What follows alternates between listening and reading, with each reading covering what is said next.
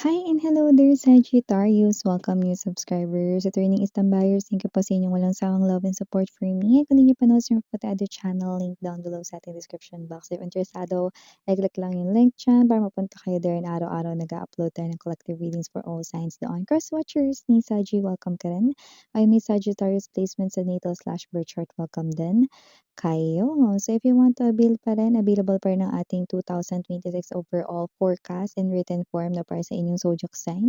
Sagittarius consisting na yan no, ng general messages, love messages, career/business messages, money messages, and angel numbers, and of course, my favorite ng lahat, ang significant events to remember, no? Sudden changes, surprises, dun papasok yan, okay? So that's for 1-5, pero for the entire whole year na yan ng 2026. Okay, mag-message lang sa The High Priestess Tarot, kr@gmail.com. Andyan din yung link sa description box. Sa tingin mga babes, hindi link, andyan yung email sa description box. Ayan o. Ayun nga, wala tayo dito na gender. Lalaki, LGBT, lahat ay welcome. Pwede rin po mga babes no, na ito ay timeless. Kaya naman, pick up only the messages na nag-resonate for ya. Let's get into your reading. Maraming salamat, Archangel Michael, Angel Guides. Messages po for Sagittarius. Please, can we get messages for Sagittarius? Mga mensahe po for Sagittarius. Can you please show me? Saggy.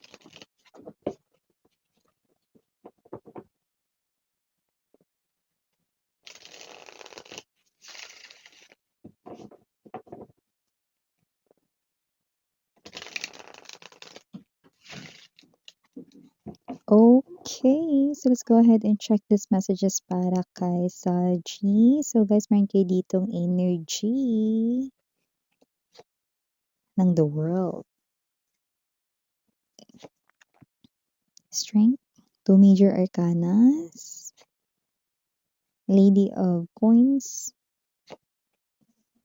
We also have here the 3 of Kills, Lady of Candles, the High Priestess. You now have 3 major arcanas, Ace of Coins here then. We also have here the Death, 4 major arcanas, and the Lord of Cups. Parang hindi kayo nagpapansinan, hindi naman sa kayo ay nagtatampuhan, pero parang kayo ay nagkakahiyaan. Yay! Kasi naman tong person na to, High Priestess, Lord of Cups, Ace of Coins. Siya na ang cupcake, no? Ang icing sa ibabaw ng cupcake mo. Yeah, siya na nga si Mr. Right or si Miss Right para sa'yo. So, nakikita ko dito nagkakahiyaan pa kayo, no? Pero nakikita ko dito na magkakaroon kayo ng Ace of Coins energy, magandang panimula. Kung sino man yan, this could be a new person right in here. Iba, not so new, pero hindi pa kayo nagkaroon ng relationship, pero magkakaroon kayo ng malalim na connection at magkakahulugan kayo rito ng loob, no? Okay? Yung iba na magkakadevelopan ng feelings, yun ang ibig sabihin. No. Yung person na yun pagmahal, romantic din siya, pero medyo shy siya. Medyo konting torpe siya, no? Pero konting tulak lang yan, mga babes, na nakikita ko dito. Okay? Gagalaw na yan. So, nakikita natin dito na pwedeng iniintay mo lang siya, pero yun ang secret mo, no? With the High Priestess, no? Na siya yung gusto mo. Pwedeng hindi mo alam na crush niya yung isa't ganda. Hindi mo alam na crush niya yung isa't isa. Ay. So, maliban diyan sa napakaganda at makulay na mensahe na yan with the World card energy and the 3 of Kills, I do pick up, no, na mukhang meron dito, no, na magiging LDR pansamantala ng kanyang person or ng kanyang asawa or ng kanyang boyfriend or ng kanyang girlfriend, no. Huwag mag-alala, maaaring maging maalon ang iyong emosyon, pero hindi ang inyong relasyon. Yang person mo na yan, kahit gaano pa siya katagal doon, ilang taon, or kahit na yan ng mga babes, no, ay matagal for you, hindi ko siya nakikitang mangangaliwa. Dahil dito lumalabas sa kanya ritong kapalaran, no, at daanan, no, na siya'y mananatiling tapat sa'yo. Ayun. So, hindi yan mangangaliwa LDR 'no, baka magkatrabaho sa ibang bansa or what, or baka naman may aasikasuhin, mapapalayo pansamantala sa'yo, 'yan. So, yung mga gano'n tayo nakikita. Huwag kayong mag-alala, okey? Do not worry because your person 'no, only you, yeah, only you ang kanya ditong mamahalin kahit gaano pa 'yan katagal, kahit gaano pa siya katagal doon, 'yan. Ay bongga yun guys, So, maliban diyan with the world din, nakakuha rin ako ng another, clue dito. Possible na yung taong nakatadhana sa'yo guys 'no, ay person na puwedeng nakapag-travel na 'no, ng marami or nang-travel na rin sa iba't ibang bansa.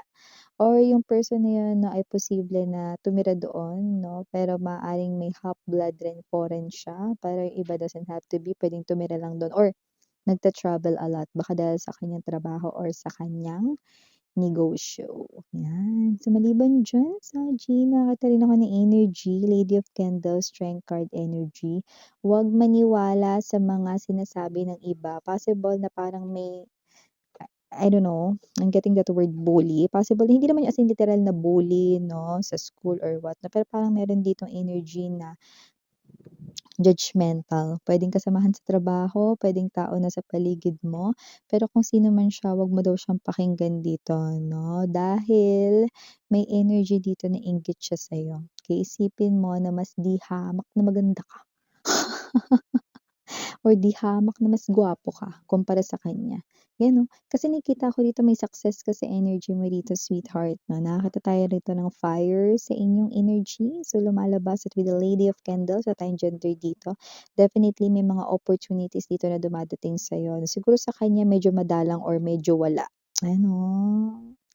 'Pag inggit talaga dapat pikit na lang, eh, 'pag hindi kayang pumikit mga babes 'no, tulog na lang.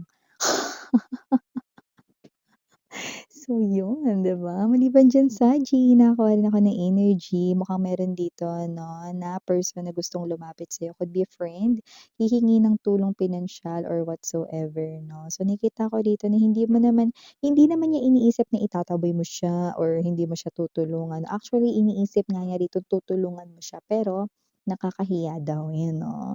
Parang may energy siya dito na nahihiya siyang lumapit sa'yo, okey? Ewan ko, pero parang may energy rito na dati mapera siya or dati kilala siya bilang mapera or magaling mag-handle ng pinansyal. Ta's ngayon nangangailangan siya ng tulong. Parang nahihiya siya kasi parang kilala mo siya or kilala niyo siya, baka ito ay friend ninyo sa inyong circle of friends or kilala niyo 'to, basta kahit sino 'no. Ito na malapit sa buhay mo 'no, na gano'n siya. So, nakakahiya daw 'no, na lumapit at humingi ng tulong pinansyal. Eh, dun yung parang pangmalakasan niya dati.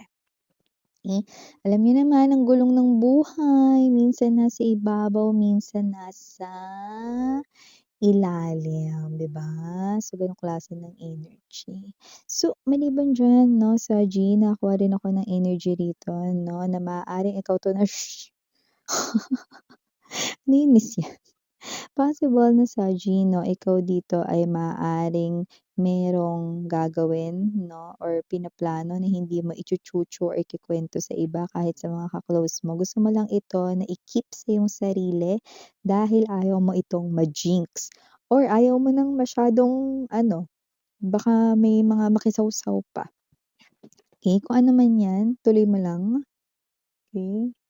So, whatever it is, puwedeng related sa career mo, business, negosyo, 'yan. So, nakikita ko dito na magiging successful ito. Ano man 'tong isusulong or taray isusulong or ipu-push mo, ayan, oh. 'Yan, nakakita tayo dito ng fast recovery. May mga nagkasakit ba? 'Di ba ang gulo ng panahon, super lamig, 'di ba? Biglang naging malamig yung panahon.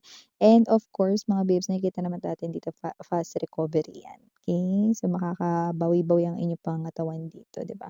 Alam ko lahat kinatatamaran ng pag-e-exercise, ne? Pero kailangan natin mag-exercise kahit stretching, lakad-lakad lang 'di ba? So, kailangan din natin 'yan sa ating katawan and of course, inom-inom water, 'di ba? Parang cleansing din 'yan sa ating body. Meron dito mahina uminom ng tubig pero ang lakas uminom ng kape, 'yan. Or ang lakas uminom rito ng juice, yung mga gano'n, okey? So, mga babes 'no, ugaliin na rin ang pag-inom ng water, okey? And aside from that, may energy rin dito sa Gene 'no, na possible dito na meron ditong mag-open sa inyo about his or her own secret naman, okey? Dahil this person here finds you na mapagkakatiwalaan, trustworthy 'no, and someone dito na hindi siya bibiguin 'no. Parang hindi na kasi niya dito kayang ilihim ang kanyang problem 'no, so ito ay sasabihin niya sa'yo. Okay, more likely hindi ko nakukuhang related 'to sa pera, actually related ito sa pag-ibig 'no. Possible na ito ay hindi niya kayang i-open sa iba, pero i open niya sa'yo kasi pinagkakatiwalaan ka niya. Kung sino man itong person na 'to 'no, itong person na 'to ay posibleng katrabaho mo daw sa lumalabas dito, yan. So, parang sinasabi niya rito na yung secret niya ay safe sa'yo, yun 'no. Pero more likely kailangan niya yung advice mo, okey? So, meron ka ba rito 'no, na person 'no, like puwedeng asawa mo na siya, boyfriend mo na siya 'no, or siya ito 'no, na karelasyon mo na 'no, girlfriend 'yan. Nakakuha ko dito ng energy na parang, magse-celebrate kayong dalawa because meron siya ritong parang achievement or success na mangyayari ngayon sa kanyang life or yeah, more likely mangyayari pa lang 'yun. So, I do see 'no, na maaaring mag-level up ang date niyo. Dahil ililibre ka niya or whatsoever, pero mga gano'n, okey? So, just take only what resonates, okey? I just saw 1111, make a wish. Okay, so G, kasi nakikita natin dito na mukhang ito ay hindi lang wish ng boyfriend or girlfriend or asawa mo, but it's for the both of you. Parehas kayo ditong makikinabang. Wow!